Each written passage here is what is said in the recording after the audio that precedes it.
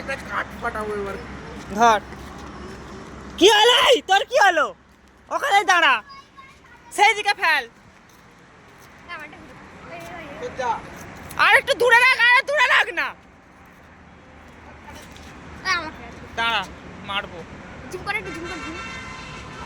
আইবে তুই কোথায় ফেলছি? এক্ষুনি ঝগড়া হবে। দেখি মণিপাড়ার লোকের রিয়াকশনটা কেমন হলো। দেখছে।